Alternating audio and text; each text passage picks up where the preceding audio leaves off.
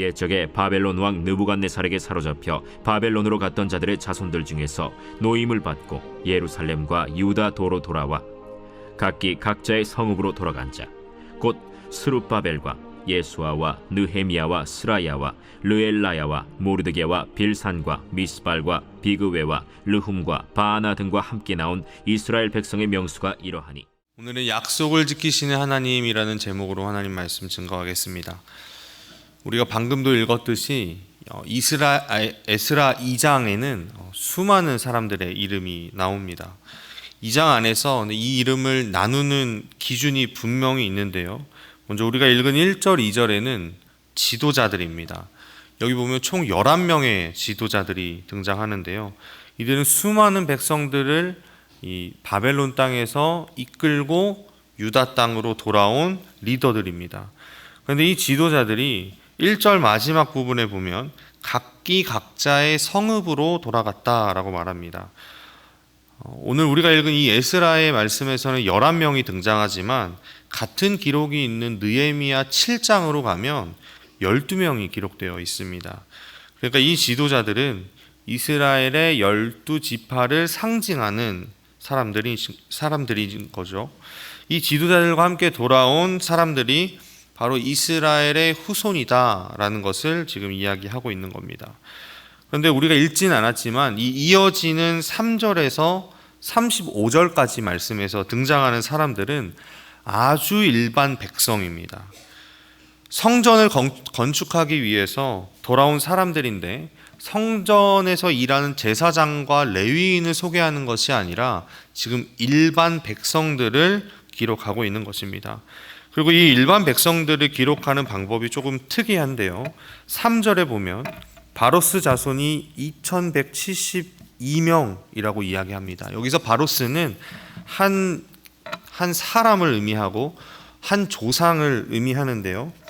21절에 가시면 베들레헴 사람이 123명이라고 이야기하고 있습니다. 여기서는 또 지명으로 이 사람들을 묶어내고 있는 것을 우리가 볼 수 있습니다. 우리가 다 살펴보지는 못하겠지만 여기 나오는 이름과 지명, 그러니까 조상의 이름과 그들이 살았던 지역의 이름으로 이 사람들을 묶어내고 있는 것이죠.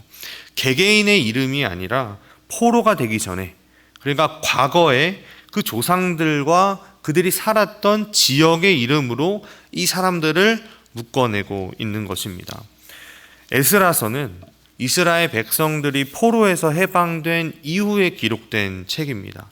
이 책을 처음 읽었던 이스라엘 사람들은 여기 나와 있는 수많은 이름과 지명들을 잘 알았을 것입니다.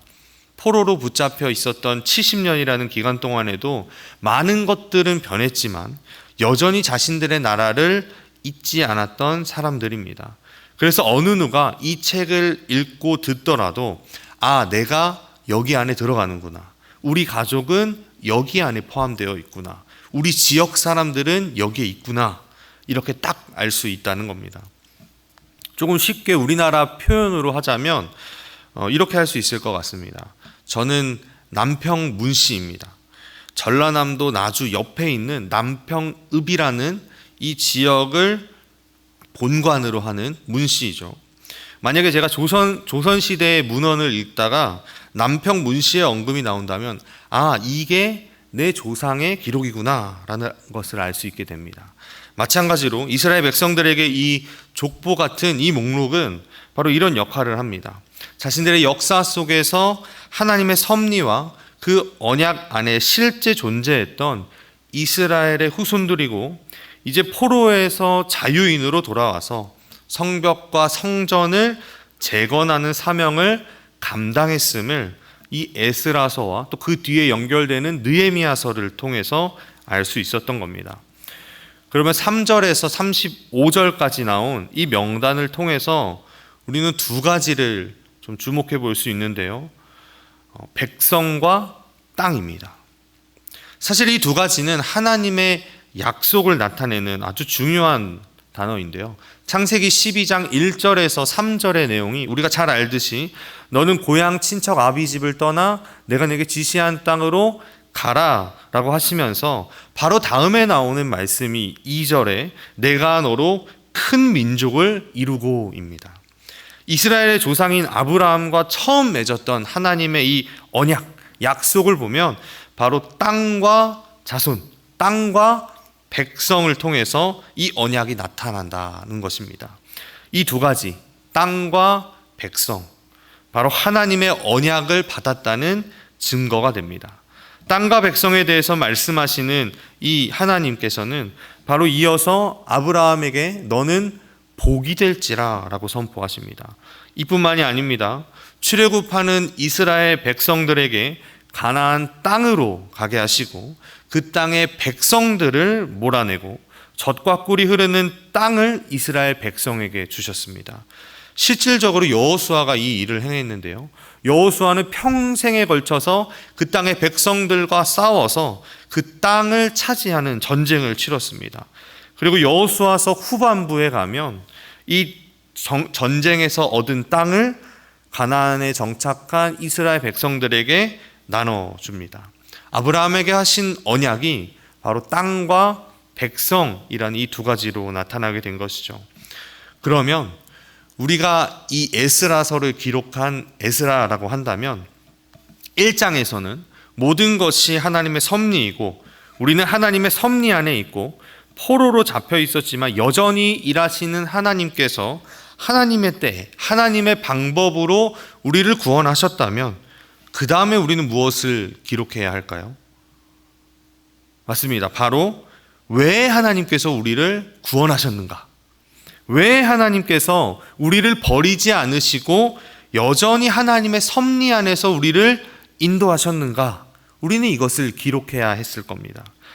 그래서 이 장에 등장하는 수많은 이름과 이 지명들이 어떻게 보면 우리에게 좀 친숙하지 않고 별 의미가 없는 것 같아 보일 수 있겠지만 이 말씀을 읽고 들었던 이스라엘 사람들에게는 하나님의 언약을 기억하는 내용인 것입니다.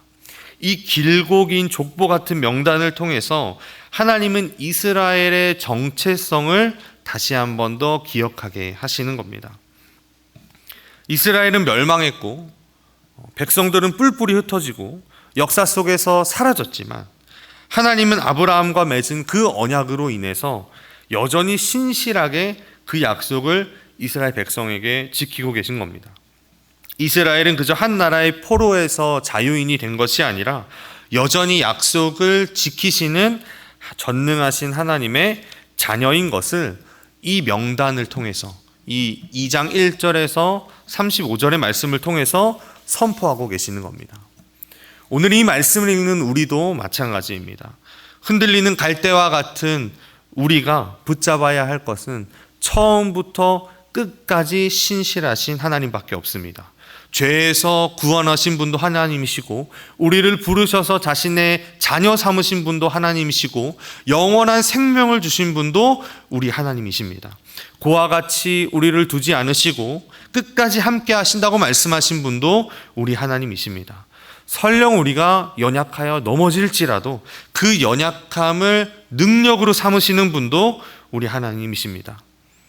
하나님께서 이스라엘과 언약을 잊지 않고 그 구원의 은혜를 베푸셨던 것처럼 또 회복의 은혜를 그 백성에게 베푸셨던 것처럼 오늘 하루 우리의 삶 가운데에서 우리의 삶의 터전에서 우리가 만나는 모든 사람들에게 그들을 만나면서 하나님의 은혜를 선포하고 또 하나님의 약속을 기억하고 그들과 함께하는 그 삶 속에서 구원의 감격을 누리고 기쁨으로 살아가는 우리 창일의 모든 성도님들 되시기를 간절히 축복합니다.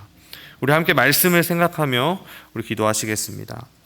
이 명단 가운데에서도 여전히 일하시는, 여전히 신실하게 역사하시는 하나님의 구원을 볼 수 있는 것처럼 오늘 하루 우리도 우리 삶 가운데 보이시는 하나님의 구원을 바라보며 기쁨으로 살아갈 수 있도록 우리 다 같이 주님의 이름 부르며 함께 기도하시겠습니다.